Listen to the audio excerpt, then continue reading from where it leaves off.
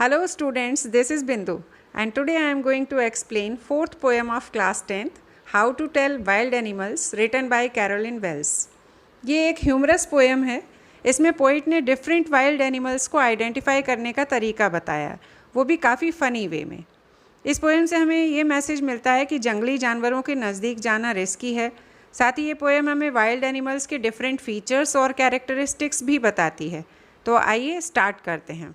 If ever you should go by chance to jungles in the east, and if there should to you advance a large and tawny beast, if he roars at you as you are dying, you will know it is the Asian lion. सबसे पहले meanings देख लेते हैं। Advance means to move forward, आगे बढ़ना। Tawny means brownish yellow in colour, and beast means a dangerous animal. अगर आप कभी बाय चांस ईस्ट के जंगल्स में जाएं और वहाँ आपके सामने कोई बहुत बड़ा सा ब्राउनिश येलो कलर का वाइल्ड एनिमल आपकी तरफ बढ़ता है, आपके ऊपर इतनी ज़ोर से दहाड़े कि आप डर के मारे मर ही जाएं, तब आप समझ जाना कि वो एशियन लायन है। और if some time when roaming round a noble wild beast greets you with black stripes on a yellow ground, just notice if he eats you. This simple rule may help you learn the Bengal tiger to discern. Let's see the meanings. Noble means very impressive in size और आप कह सकते हैं royal. Ground means background, उसकी skin का color. Discern means make out या identify, पहचानना।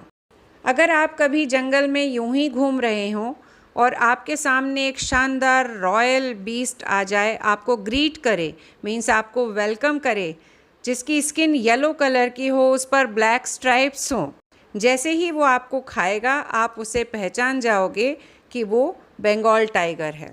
If strolling forth a beast you view whose hide with spots is peppered, as soon as he has leapt on you, you will know it is the leopard. It will do no good to roar with pain, he will only leap and leap again. चलिए meanings देख लेते हैं। Strolling means to walk somewhere in a slow relaxed way, यूं ही टहलना या घूमना। Fourth means forward. Hide means animal skin, यहाँ एनिमल स्किन के लिए यूज़ हुआ है। पेपर्ड बोलेंगे कवर्ड विद स्पॉट्स को। एंड लेफ्ट एक्चुअली लीप से बना हुआ है, लेफ्ट सेकेंड फॉर्म है, but spelling is different. LEAPT is the real spelling. इसका मतलब है टू जंप हाई। अगर आप यूं ही जंगल में कहीं जा रहे हो और आपको एक वाइल्ड बीस्ट दिखाई दे जिसकी स्किन पर स्पॉट्स हों, तो वो जैसे ही आप पर लीप करेगा, झपटेगा, तो आप जान जाओगे कि वो लेपर्ड है। फिर दर्द से कराओगे भी, चिल्लाओगे भी, तो कोई फ़ायदा नहीं होगा, क्योंकि उतना ही वो आप पर झपटता जाएगा। जितना आप चिल्लाओगे उतना ही वो बार बार आप पर पाउंस करेगा, जंप करेगा। If when you are walking round your yard, you meet a creature there who hugs you very, very hard, be sure it is a bear. If you have any doubts, I guess he will give you just one more caress. चलिए meanings देख लेते हैं। Yard means a piece of land next to or around your house, आपके घर के आसपास की खुली जगह। और caress means a gentle loving touch। अगर आप यूं ही अपने घर के आसपास घूम रहे हों और आपका किसी क्रिएचर से सामना हो जाता है जो आपको ज़ोर से गले लगा ले, टाइटली हग कर ले, तो समझ जाना कि वो बेयर है। अगर आप फिर भी उसे नहीं पहचान पाए, आपको कोई डाउट है, तो आपको वो एक बार फिर प्यार से गले लगा लेगा और आप जान जाओगे कि वो बेयर है। But the reality is the bear hugs a man to kill him. जब भी बेयर आपको गले लगाता है तो वो मार देता है। इसीलिए पोइट का कहना है कि अगर आपको कोई भी डाउट है उसके बारे में, तो वो एक बार फिर से आपको एम्ब्रेस करेगा, हक करेगा, तब तक जब तक कि आप मर नहीं जाते। दो to distinguish beasts of prey, a novice might nonplus, the crocodile you always may tell from the hyena thus. Hyenas come with merry smiles, but if they weep they are crocodiles. चलिए meanings देख लेते हैं। Beasts of prey, it means an animal, a bird etcetera that is hunted, killed और eaten by another. Novice means someone new to a job. Nonplus means puzzled, confused, surprised, and hyena wild animal होता है dog की तरह का, that eats the meat of animals that are already dead and has a cry like human laugh. Hyena बोलते हैं लकड़बग्घे को, जो जंगली जानवर होता है, डॉग की तरह दिखाई देता है और वो मरे हुए जानवरों के मांस को खाता है। पोएट कहते हैं अगर आप नए हैं, जानवरों को पहचान नहीं पाते, कंफ्यूज हैं, बीस्ट ऑफ प्रे में फ़र्क नहीं कर पाते। बीस्ट ऑफ प्रे होते हैं जो दूसरों के शिकार किए हुए जानवरों को खाते हैं।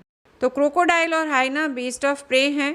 उनमें अगर आप डिफरेंस नहीं कर पाते हैं तो हाइना के बारे में जान लीजिए कि लकड़बग्घा जब भी अपने शिकार को खाता है तो वो हंसता है और उसकी हंसी इंसानों जैसे होती है, जबकि दूसरी तरफ क्रोकोडाइल जब किसी शिकार को खाता है तो वो रोता है, उसकी आंखों से आंसू निकलते हैं। तो पोएट वार्न करते हैं कि हमें कभी भी हाइना के हंसने का और क्रोकोडाइल के रोने का वेट नहीं करना चाहिए। The true chameleon is small, a lizard sort of thing. He hasn't any ears at all and not a single wing. If there is nothing on the tree, it is the chameleon you see. चलिए meanings देख लेते हैं।